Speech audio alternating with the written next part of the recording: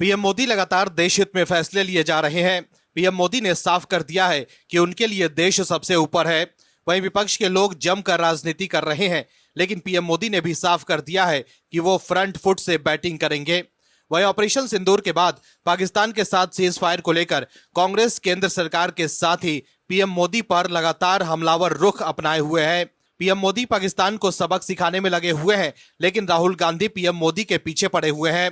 राहुल गांधी लाख राजनीति करें, लेकिन पीएम मोदी ने दुनिया को इशारों इशारों में बता दिया है कि पाकिस्तान में पल रहे आतंकवाद के खिलाफ भारत कार्रवाई करता रहेगा। पीएम मोदी देश के लिए लड़ रहे हैं, लेकिन भारत और पाकिस्तान के बीच सीज फायर के बाद से ही देश में इसको लेकर सियासत तेज है। इस बीच कांग्रेस सांसद राहुल गांधी ने पीएम मोदी के भाषण का एक हिस्सा शेयर करते हुए उनसे 3 सवाल पूछे हैं। राहुल गांधी ने एक्स पर लिखा है कि मोदी जी खोखले भाषण देना बंद कीजिए, सिर्फ इतना बताइए, आतंकवाद पर आपने पाकिस्तान की बात पर भरोसा क्यों किया? ट्रंप के सामने झुककर आपने भारत के हितों की कुर्बानी क्यों दी? आपका खून सिर्फ कैमरों के सामने ही क्यों गर्म होता है? आपने भारत के सम्मान से समझौता कर लिया। वहीं राहुल गांधी के पोस्ट पर रिप्लाई करते हुए एक यूजर ने भी उनसे सवाल पूछ लिए हैं। यूजर ने लिखा है कि राहुल जी सिर्फ इतना बताइए, पीओके कैसे बना? जब 1971 में भारत ने पाकिस्तान को युद्ध में हराया, तब पीओके वापस क्यों नहीं लिया गया? 2008 में आतंकवादी हमला हुआ, उसके बाद कांग्रेस सरकार ने पाकिस्तान के खिलाफ क्या एक्शन लिया? दर्शकों, राहुल गांधी अब हर तरफ से फंसते दिख रहे हैं। उनकी पार्टी के कई नेता मोदी सरकार के समर्थन में खड़े नजर आ रहे हैं, जिससे राहुल गांधी पर कई तरह के सवाल उठ रहे हैं कि उनके साथ उनके पार्टी के नेता ही नहीं है। वहीं अगर पाकिस्तान पर की गई कार्रवाई से आप दर्शक खुश हैं, तो कमेंट में यस और जय हिंद जरूर लिखिए। इस खबर में आगे आपको बताएंगे डिटेल में कि कैसे राहुल गांधी बैकफुट पर आ गए हैं। वहीं ये भी बताएंगे आपको कि कैसे सुप्रीम कोर्ट में वक्फ कानून के समर्थन में जोरदार दलील देकर केंद्र सरकार ने विरोधियों की चिंता बढ़ा दी है, और कैसे सिब्बल की दलील पर सीजीआई ने बड़ी बात कह दी है। तो बने रहिए हमारे साथ अंत तक और देखिए हमारी ये खास रिपोर्ट। साथ ही आप दर्शकों से विनम्र निवेदन है कि अगर अब तक आपने चैनल को सब्सक्राइब नहीं किया है तो अभी कर लीजिए। कपिल सिब्बल और अभिषेक मनु सिंघवी विपक्षी खेमे के 2 ऐसे वकील हैं जो मोदी सरकार के खिलाफ हर मुद्दे पर सुप्रीम कोर्ट पहुंच जाते हैं। विपक्ष के नेता किसी मामले में फंसते हैं तो सिब्बल और सिंघवी को याद करते हैं। हम सब ने देखा था कि कैसे जब अरविंद केजरीवाल भ्रष्टाचार के मामले में फंसने लगे थे, तब अभिषेक मनु सिंघवी ने उनके लिए सुप्रीम कोर्ट में दलीलें दी थी। विपक्ष के नेताओं के अलावा कोई भी मोदी विरोधी व्यक्ति अगर कानूनी पचड़े में फंसता है तो सिब्बल और सिंघवी तुरंत सुप्रीम कोर्ट पहुंच जाते हैं। इंटरनेट पर उपलब्ध जानकारी के मुताबिक सिब्बल सुप्रीम कोर्ट में प्रत्येक उपस्थिति के लिए लगभग 15 से 20 लाख रुपए चार्ज करते हैं। वहीं ऑनलाइन रिपोर्ट्स के अनुसार सिंघवी अदालत में प्रत्येक सुनवाई के लिए 6 लाख रुपए से 11 लाख रुपए तक का शुल्क लेते हैं। सिब्बल और सिंघवी की फीस तो काफी हाईफाई है, लेकिन फिर भी ये दोनों हमेशा विपक्षी नेताओं और मोदी विरोधी लोगों के पक्ष में सुप्रीम कोर्ट पहुंचते हैं। मोदी सरकार ने नए वक्फ कानून के खिलाफ भी सिब्बल और सिंघवी सुप्रीम कोर्ट में केस लड़ रहे हैं, लेकिन इस बार एक मामले में सुनवाई के दौरान सिब्बल की दलील पर जज साहब भड़क गए। दरअसल अशोका यूनिवर्सिटी के प्रोफेसर अली खान महमूदाबाद की गिरफ्तारी के मामले की सुनवाई करते हुए सुप्रीम कोर्ट के जज जस्टिस सूर्यकांत ने खरी खरी टिप्पणी की। उनके बयान न केवल इस केस के संदर्भ में बल्कि व्यापक सामाजिक, कानूनी और राजनीतिक परिप्रेक्ष्य में भी असर रखते हैं। अली खान की तरफ से सीनियर एडवोकेट कपिल सिब्बल पक्ष रख रहे थे। सुप्रीम कोर्ट ने एसोसिएट प्रोफेसर अली खान महमूदाबाद को अंतरिम जमानत पर रिहाई का आदेश तो दिया, लेकिन प्रोफेसर को जमकर फटकार भी लगाई। जस्टिस सूर्यकांत ने कहा कि ऑपरेशन सिंदूर को लेकर किए गए पोस्ट में प्रोफेसर ने जो बातें लिखी हैं उसे डॉग विस्लिंग कहते हैं। उन्होंने प्रोफेसर से पूछा कि उन्हें इस चीप पब्लिसिटी की क्या जरूरत थी। प्रोफेसर ने भारतीय सेना के ऑपरेशन सिंदूर पर एक सोशल मीडिया पोस्ट किया था, जिसे लेकर हरियाणा राज्य महिला आयोग ने उनके खिलाफ एफआईआर दर्ज करवाई थी। रविवार को प्रोफेसर को गिरफ्तार कर लिया गया और मंगलवार को जिला अदालत ने 27 तक अली खान को जुडिशियल कस्टडी में भेजने का फैसला सुनाया। जस्टिस सूर्यकांत और जस्टिस एन कोटेश्वर सिंह की बेंच प्रोफेसर अली खान की याचिका पर सुनवाई कर रही थी। जस्टिस सूर्यकांत ने कहा था कि आतंकी आकर हमारे देश पर हमला करके चले जाते हैं और आपको इस चीप पॉपुलैरिटी की जरूरत है। अली खान की तरफ से सीनियर एडवोकेट कपिल सिब्बल पक्ष रख रहे थे। जस्टिस सूर्यकांत ने कहा कि हर किसी को स्वतंत्र भाषण और अभिव्यक्ति की आजादी का अधिकार है, लेकिन क्या ये समय है इन सब के बारे में बात करने का? देश पहले ही बहुत नाजुक दौर से गुजर रहा है। कुछ आतंकी हमारे देश में आए और लोगों पर हमला करके चले गए।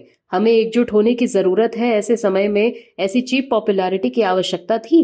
वहीं कपिल सिब्बल ने कहा कि प्रोफेसर अली खान का पोस्ट करने के पीछे कोई गलत इरादा नहीं था। उनकी इस दलील का जस्टिस सूर्यकांत ने कहा कि आपको पता होना चाहिए कि देश में क्या हो रहा है। आपको बोलने की आजादी है, लेकिन इसका मतलब आपका कर्तव्य भी होता है। कपिल सिब्बल के दलील के बाद जस्टिस सूर्यकांत ने पोस्ट पर नाराजगी दर्ज करते हुए बोला कि बोलने की आजादी वाले समाज के लिए बड़े दुर्भाग्य की बात है कि शब्दों का चयन जानबूझकर दूसरे पक्ष को अपमानित और आहत करने के लिए किया जाता है। जस्टिस सूर्यकांत ने कहा कि याचिकाकर्ता एक प्रोफेसर हैं, उनके पास शब्दों की कमी तो होगी नहीं।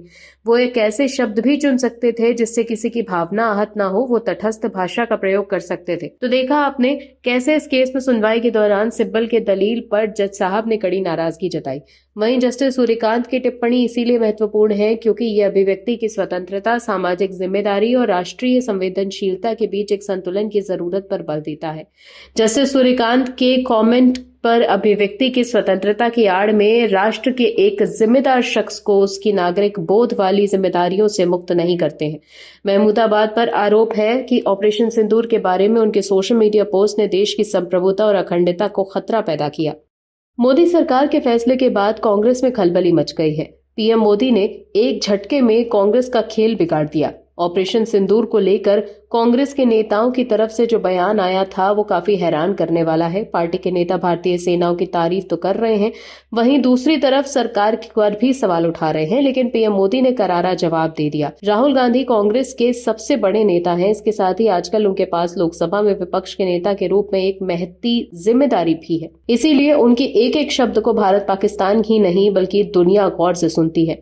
पर शायद राहुल गांधी में अभी भी वो गंभीरता नहीं आई है। उन्हें युद्ध काल में देश के विदेशी मंत्री से कौन से सवाल करने हैं या कौन से सवाल नहीं करने, ये पता नहीं है। दरअसल ऑपरेशन सिंदूर की चर्चा के बीच विदेश मंत्री एस जयशंकर ने कहा था कि ऑपरेशन की शुरुआत में हमने पाकिस्तान को संदेश भेजा था कि हम आतंकवादियों के बुनियादी ढांचे पर हमला कर रहे हैं, हम सेना पर हमला नहीं कर रहे हैं। इसीलिए सेना के पास इस काम में दखल न करने और अलग रहने का विकल्प है। ऐसे में विदेश मंत्री के इस बयान पर भी राहुल गांधी राजनीति करने लगे। उन्हें लगा कि इस मुद्दे पर बोलकर वो सियासी माइलेज ले सकते हैं, लेकिन उनका साथ उनकी पार्टी के नेताओं ने ही छोड़ दिया। दर्शकों, राहुल गांधी को शायद विदेश मंत्री की बात समझ में नहीं आई। उन्होंने ताबड़तोड़ सवाल करने शुरू कर दिए। उनके सवाल कितने बेवजह थे इस बात से समझ आ सकता है कि उनकी पार्टी कांग्रेस के नेता पूर्व केंद्रीय मंत्री सलमान खुर्शीद और पूर्व गृह मंत्री पी चिदम्बरम भी थे, उनके बयान को एंडोर्स करना उचित नहीं समझा। कायदे से देखा जाए तो ये राहुल गांधी के लिए काफी चिंता की बात है, क्योंकि जिस पार्टी में उनकी तूती बोलती है वहां भी लोग उनकी बात से सहमत नहीं दिखते। कांग्रेस नेता शशि थरूर का तो समझ में आता है कि वो राहुल गांधी की बात से सहमत नहीं होंगे, पर सलमान खुर्शीद और पी चिदम्बरम जैसे बड़े नेता भी राहुल के बयान से किनारा कर लें तो पूरे कांग्रेस के लिए ये सोचने वाला विषय है। कांग्रेस पार्टी लंबे समय से आंतरिक मतभेदों और नेतृत्व के सवालों से जूझ रही है। राहुल गांधी जो 2017 से 2019 तक कांग्रेस के राष्ट्रीय अध्यक्ष रहे और वर्तमान में लोकसभा के विपक्ष के नेता हैं, पार्टी के सबसे प्रमुख चेहरों में से एक है। हालांकि उनकी नेतृत्व शैली और निर्णय लेने की प्रक्रिया सवालों के घेरे में रहती है। 2019 और 2014 के लोकसभा चुनावों में कांग्रेस की हार के बाद राहुल गांधी की रणनीति और उनकी क्षमता पर पार्टी के भीतर और बाहर दोनों जगह सवाल उठ रहे हैं। वहीं पार्टी के वरिष्ठ नेताओं जैसे कि थरूर, खुर्शीद और चिदम्बरम का राहुल के बयानों से दूरी बनाने के बाद भी उन पर कुछ फर्क नहीं पड़ने वाला, क्योंकि गांधी परिवार कांग्रेस को प्राइवेट लिमिटेड कंपनी की तरह चलाती है। कांग्रेस नेता और कार्यकर्ता भी गांधी परिवार के ही अपना नेता मानते हैं। राहुल गांधी कितने भी गलत फैसले ले लें, लेकिन उनके खिलाफ पार्टी में बगावत होगी, ये नामुमकिन वाली बात है। पर इतना सवाल तो बनता है कि क्या गांधी परिवार का जोर अब इतना रह गया है कि खुर्शीद और चिदम्बरम जैसे लोग राहुल की हाँ में हाँ मिलाने से कतराने लगे हैं। थरूर, जो अपनी बौद्धिक छवि और वैश्विक कूटनीति के अनुभव के लिए जाने जाते हैं, अक्सर अधिक संतुलित और कूटनीतिक दृष्टिकोण अपनाते नजर आते हैं। यह संभव है कि जयशंकर जैसे अनुभवी राजनयिक की आलोचना में राहुल का रुख थरूर को अनावश्यक रूप से आक्रामक या फिर तथ्यात्मक रूप से कमजोर लगा हो। वैसे भी आजकल उनकी बीजेपी से नजदीकियां जगजाहिर हैं, इसीलिए राहुल की हाँ में हाँ मिलाना उनके लिए जरूरी नहीं रह गया है। पर खुर्शीद और चिदम्बरम, जो दोनों ही कानून और नीति निर्माण में गहरी समझ रखते हैं, उनको भी अगर इस बयान को राजनीतिक रूप से जोखिम भरा मानते हैं तो राहुल गांधी को कुछ तो आईना दिखाना ही चाहिए। वहीं पहलगाम आतंकवादी हमले के बाद सर्वदलीय बैठक में जिस तरह सभी दलों ने एक सुर में सेना और सरकार का समर्थन किया, इसे अनूठा ही कहा जा सकता है। लेकिन सत्ता पक्ष और विपक्ष के बीच भरोसा बहाली का ये सिलसिला अचानक तब टूटता नजर आया जब मोदी सरकार ने विदेश भेजने वाले प्रतिनिधिमंडल में कांग्रेस नेता मनीष तिवारी और शशि थरूर को शामिल कर दिया।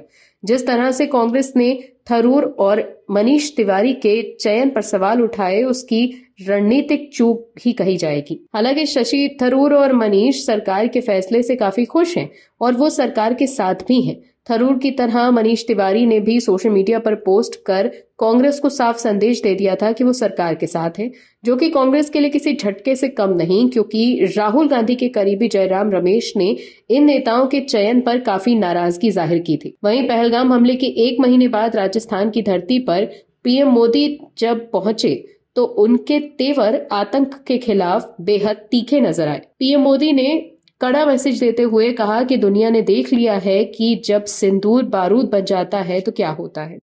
मोदी सरकार के नए वक्फ कानून को लेकर घमासान मचा हुआ है। नए वक्फ कानून को लेकर विपक्ष के लोग काफी बेचैन हैं। विपक्ष के लोग कोशिश कर रहे हैं कि कैसे भी वक्फ कानून पर स्टे लग जाए। इसके लिए कपिल सिब्बल और अभिषेक मनु सिंह भी सुप्रीम कोर्ट में विपक्ष की तरफ से दलील पेश कर रहे हैं, लेकिन अब तक वो अपने मकसद में कामयाब नहीं हो पाए हैं। नए वक्फ कानून को लेकर मोदी सरकार भी सुप्रीम कोर्ट में एक्शन में है। वहीं कपिल सिब्बल के दलील के बाद सीजेआई गवई ने बड़ी बात कह दी है। दरअसल वक्फ संशोधन एक्ट मामले में अंतरिम राहत के मुद्दे पर सुप्रीम कोर्ट ने आदेश सुरक्षित रख लिया है। चीफ जस्टिस बीआर गवई और जस्टिस ऑगस्टीन जॉर्ज मसीह की बेंच ने लगातार 3 दिन सुनवाई की। कोर्ट ने कानून पर रोक लगाने की मांग कर रहे याचिकाकर्ताओं से कहा कि संसद से बने कानून को अंतरिम फैसला होने तक संवैधानिक माना जाता है। उनके प्रावधानों पर रोक लगाने के लिए बहुत मजबूत आधार की जरूरत पड़ेगी। सुनवाई के पहले दिन याचिकाकर्ता पक्ष की तरफ से 5 वरिष्ठ वकीलों ने जिरह की थी। वहीं दूसरे और तीसरे दिन केंद्र सरकार और कुछ राज्य सरकारों ने जवाब दिया। इसके बाद एक बार फिर लगभग 2 घंटा याचिकाकर्ता पक्ष ने अपनी बात रखी। याचिकाकर्ताओं की तरफ से वरिष्ठ वकीलों कपिल सिब्बल, राजीव धवन, अभिषेक मनु सिंघवी, हुजैफा अहमदी और सीयू सिंह ने बहस की। वहीं केंद्र सरकार की तरफ से मुख्य रूप से सॉलिसिटर जनरल तुषार मेहता ने पक्ष रखा। सर्वोच्च न्यायालय ने गुरुवार को 3 प्रमुख मुद्दों पर अपना अंतरिम आदेश सुरक्षित रख लिया। पीठ ने सभी पक्षों की ओर से 3 दिनों की मैराथन बहस के बाद सुनवाई पूरी की। वहीं केंद्र सरकार ने अधिनियम का बचाव करते हुए तर्क दिया कि वक्फ स्वाभाविक रूप से एक धर्मनिरपेक्ष अवधारणा है और इसलिए इस पर रोक नहीं लगाई जानी चाहिए। उन्होंने संवैधानिकता की धारणा का हवाला दिया जो कानून का समर्थन करती है। वहीं सॉलिसिटर जनरल तुषार मेहता ने भारत के मुख्य न्यायाधीश सीजेआई गवई की अगुवाई वाली पीठ को अवगत कराया कि अनुसूचित जाति और अनुसूचित जनजाति के मुसलमानों को संपत्ति को वक्फ के रूप में समर्पित करने से रोकने का प्रावधान एक सुरक्षात्मक उपाय था। उन्होंने तर्क दिया कि ऐसे सुरक्षा उपायों के अभाव में कोई भी मुतवल्ली वक्फ संपत्ति का प्रबंधन की भूमिका निभा सकता है और संभावित रूप से व्यक्तिगत लाभ के लिए वक्फ संपत्तियों का दुरुपयोग कर सकता है। विधि अधिकारी ने आगे बताया कि कई आदिवासी संगठनों ने 2025 अधिनियम के समर्थन में याचिकाएं दायर की है। वहीं इससे पहले कपिल सिब्बल ने कानून पर अंतरिम रोक लगाने की मांग करते हुए तर्क दिया कि 2025 अधिनियम गैर न्यायिक साधनों के माध्यम से वक्फ संपत्तियों के अधिग्रहण की सुविधा प्रदान करता है। वक्फ संशोधन कानून 2025 को चुनौती देने वाले याचिकाकर्ताओं ने सुप्रीम कोर्ट में कहा कि 200 साल पहले कोई जमीन दी गई तो अब सरकार उसे वापस कैसे मांग सकती है। ऐसे तो लखनऊ का इमामबाड़ा भी वापस ले लेंगे। उन्होंने नए कानून में संपत्ति और वक्फ बाई यूजर के रजिस्ट्रेशन को अनिवार्य करने पर आपत्ति जताई। उनका एक तो ये कहना है कि इतने पुराने दस्तावेज कहां से आएंगे और अगर दस्तावेज नहीं होंगे तो संपत्ति विवादित हो जाएगी और इससे वक्फ का कब्जा समाप्त हो जाएगा। याचिकाकर्ताओं का पक्ष रखते हुए कपिल सिब्बल ने ये दलील दी है। उन्होंने कहा कि एक समुदाय के अधिकार छीन लिए गए हैं।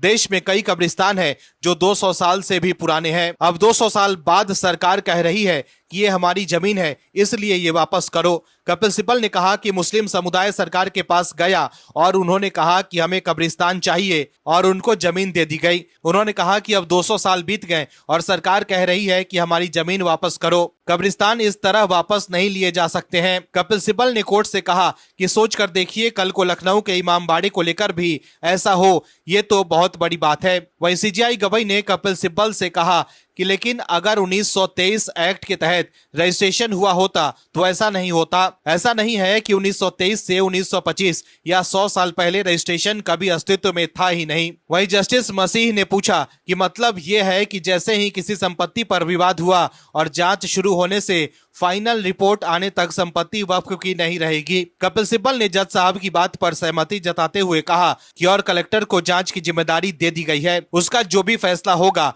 उसके अनुसार उसी के पास संपत्ति चली जाएगी। दरअसल याचिकाकर्ताओं को नए वक्फ कानून को लेकर आपत्ति है कि कोई भी वक्फ प्रॉपर्टी पर दावा कर सकता है, फिर उसकी जांच होगी और जांच शुरू होते ही वक्फ का कब्जा खत्म हो जाएगा। फैसला आने पर पता चलेगा कि संपत्ति पर किसका अधिकार है। उनका कहना है कि संपत्ति सरकार की है या नहीं, इसका फैसला और जांच करने की जिम्मेदारी भी सरकार के अधिकारी को ही दे दी गई है। तो देखा आपने कैसे सुनवाई के दौरान याचिकाकर्ताओं की तरफ से पक्ष रख रहे कपिल सिब्बल काफी बेचैन नजर आए। Bureau report OMH news. आप दर्शकों से विनम्र निवेदन है कि चैनल को सब्सक्राइब जरूर करें